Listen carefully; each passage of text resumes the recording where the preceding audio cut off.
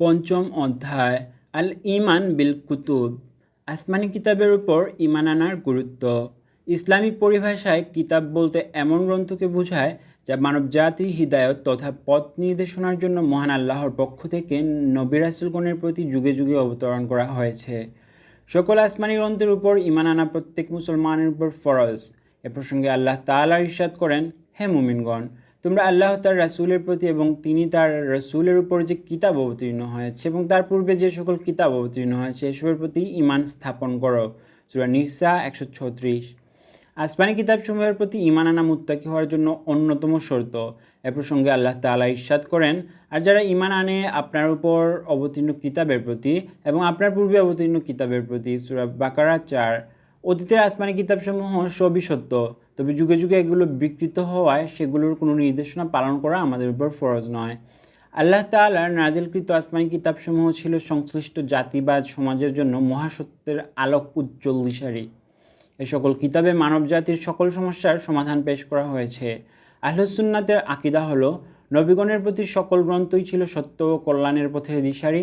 আসমানি কিতাবসমূহ মানুষের জন্য আল্লাহর পক্ষ থেকে বিশেষ দান। আল কুরআনের মুজিজা, মানুষ ও জিনজাতির হেদায়েতের জন্য নাজিলকৃত সর্বশেষ ও সর্বশ্রেষ্ঠ আসমানি কিতাব হচ্ছে আল কুরআনুল কারীম। প্রত্যেক মুসলমানের ঈমান হলো পবিত্র কুরআনই আল্লাহর পক্ষ থেকে নাজিলকৃত চূড়ান্ত ও সর্বশেষ অবিকৃত কিতাব। এই কিতাবের একটি বর্ণ বা জের জবর হরকতও পরিবর্তিত হয়নি এবং কিয়ামত পর্যন্ত হবে না, কারণ এই কিতাবের হেফাজতের দায়িত্ব স্বয়ং আল্লাহ রাব্বুল আলামিন গ্রহণ করেন। আল্লাহ তাআলা বলেন, আমি স্বয়ং কুরআন নাজিল করেছি এবং আমি নিজেই এর হেফাজতকারী। সূরা হিজর 9। আল কুরআন যে অলৌকিক, তুলনাহীন, সন্দেহমুক্ত আল্লাহর বাণী তদ্দি বিষয়ে উক্ত কিতাবের শুরুতেই ঘোষণা করা হয়েছে। এই কিতাব সন্দেহের অবকাশ নেই। সূরা বাকারা 2।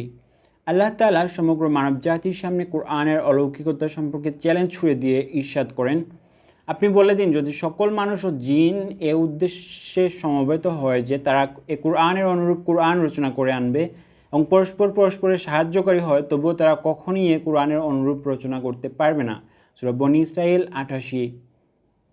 আল কুরআনের অলৌকিকতার অসংখ্য দিক রয়েছে। তার উল্লেখযোগ্য কয়েকটি হলো, কুরআন আরবি ভাষায় অবতীর্ণ হলেও এর উপস্থাপনা, শব্দপ্রয়োগ ও বাক্যবিন্যাস গদ্য নয় এবং পদ্যও নয়।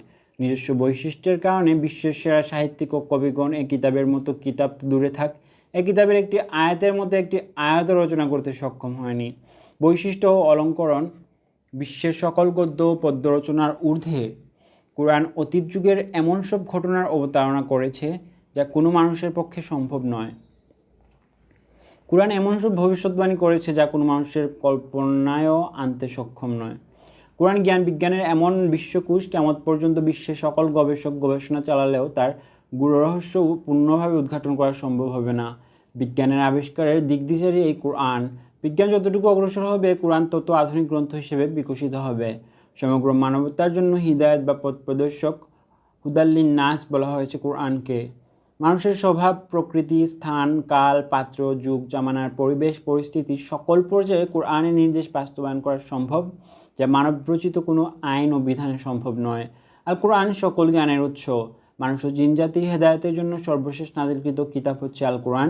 জ্ঞান বিজ্ঞানের অতীত, বর্তমান ও ভবিষ্যতের সকল শাখার জন্য মহাগ্রন্থ আল কুরআন বিশ্বকোষ।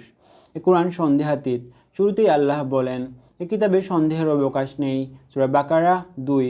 পার্থিব ও পারলৌকিক এমন কোনো জ্ঞান নেই যা কোরআনে বর্ণিত হয়নি।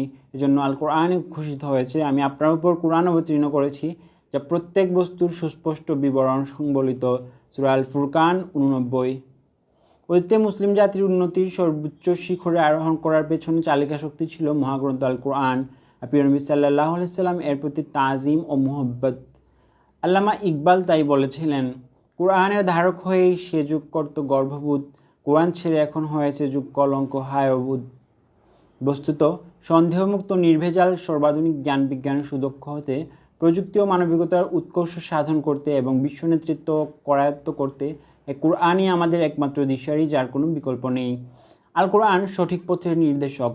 আল কোরআন আল্লাহর কালাম, মানুষের জীবনের সকল ক্ষেত্রের পথ নির্দেশক এ কোরআন। আল্লাহ তাআলা নিজেই এ কোরআন সম্পর্কে ইরশাদ করেন, নিশ্চয় তোমাদের কাছে আল্লাহর তরফ থেকে নূর তথা মুহাম্মদ সাল্লাল্লাহু আলাইহি সাল্লাম এবং সুস্পষ্ট কিতাব এসেছে। এর মাধ্যমে আল্লাহ এমন লোকদের শান্তির পথ প্রদর্শন করেন যারা তার সন্তুষ্টির অনুসরণ করে, এবং তিনি নিজ দায়িত্বে তাদেরকে কুফর ও শিরকের অন্ধকার থেকে ঈমানের আলোর দিকে নিয়ে যান এবং তাদেরকে সরল সহজ পথ প্রদর্শন করেন। সূরা মায়েদা 15-16।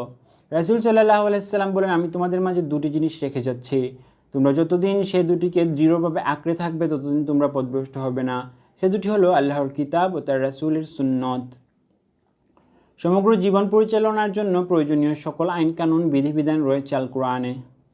আল্লাহ তাআলা নির্দেশ দিয়েছেন, তোমাদের রবের নিকট হতে তোমাদের নিকট যা অবতীর্ণ হয়েছে তোমরা তার অনুসরণ করো, তিনি ব্যতীত অন্য কোনো অভিভাবকের অনুসরণ করো না। সূরা আরাফ 3। কোরআনই হবে মুসলমানদের আইন ও সংবিধানের মূল মন্ত্র। এটাই আল কোরআনের বিশ্বাস ও ঈমানের দাবি। এর মাধ্যমেই রয়েছে শান্তি, সমৃদ্ধি ও প্রগতি। কোরআনকে বিদ্রূপ করার পরিণাম। কোরআনের শুরু থেকে শেষ পর্যন্ত সবটুকুই বিশ্বাস করাই ঈমান। কোরআনকে সম্মান প্রদর্শন, তার জ্ঞান অর্জন, তার আদেশ নিষেধ বাস্তবায়ন প্রত্যেক মুমিনের জন্য ফরজ। এ ফরজকে অস্বীকারী বা বিদ্রূপকারী ঈমানদার হতে পারে না। কোরআনের কিছু অংশ মেনে আমল করা, কিছু অংশ বাদ দেওয়ার কোনো সুযোগ নেই। আল্লাহ তাআলা ইরশাদ করেন, তোমরা কি কিতাবের কিছু অংশ বিশ্বাস করো এবং কিছু অংশ অবিশ্বাস করো? তোমাদের মধ্যে থেকে যারা এরূপ করবে তাদের প্রতিফল হলো পার্থিব জীবনে লাঞ্ছনা, এবং কিয়ামতের দিন তারা কঠিনতম শাস্তির দিকে নিক্ষিপ্ত হবে। তোমরা যা করছো আল্লাহ সে সম্পর্কে অনবহিত নন। সূরা বাকারা 85। কোরআনের নির্দেশ না মানা কবিরা গুনাহ, কিন্তু কোরআনকে বিদ্রূপ করা কুফরি, যার শাস্তি জাহান্নাম। বুঝার জন্য কোরআন অবতরণ। কোরআন এসেছে হেদায়েতের জন্য, হক বাতিলের পার্থক্য নিরূপণের জন্য। কোরআনের এক নাম ফুরকান বা পার্থক্যকারী। কোরআন এসেছে পবিত্র, সমৃদ্ধ ও প্রগতিশীল, সুন্দর ও সুখময় জীবন উপহার দেওয়ার জন্য। আল্লাহ তাআলা বলেন, নারী বা পুরুষ ঈমানদার যদি যথাযথভাবে নেক কাজ সম্পাদন করে, আমি অবশ্যই তাকে পবিত্র, সমৃদ্ধ ও প্রগতিশীল জীবন দান করব। সূরা আন-নাহল 97। এই সমৃদ্ধ ও সম্মানজনক জীবন লাভের জন্য পথ নির্দেশক কোরআনকে জানতে, অনুসরণ করে দুনিয়াবী জীবনে বাস্তব আমলে পরিণত করতে হবে। তাই প্রথমে কোরআন বিশুদ্ধভাবে তিলাওয়াত শিখতে হবে, এরপর তার শাব্দিক অনুবাদ, পরিভাষার ব্যাখ্যা এবং প্রতিটি আয়াতের বক্তব্য বুঝে শুনে বাস্তবায়ন করতে হবে। যা মানা ফরজ তা জানাও ফরজ। তাই কোরআনকে তাজিম, সম্মান করা যেভাবে ফরজ, তা জানা ও বুঝাও সমানভাবে ফরজ। কোরআনকে ভক্তি করে যদি তা না বুঝে, তার থেকে হিদায়াত গ্রহণ করতে না পারে, তাহলে জীবনে উন্নতি সমৃদ্ধি অসম্ভব। তাই কোরআন যেভাবে তিলাওয়াত করতে হবে অনুরূপভাবে তা বুঝে বাস্তবায়ন করতে হবে।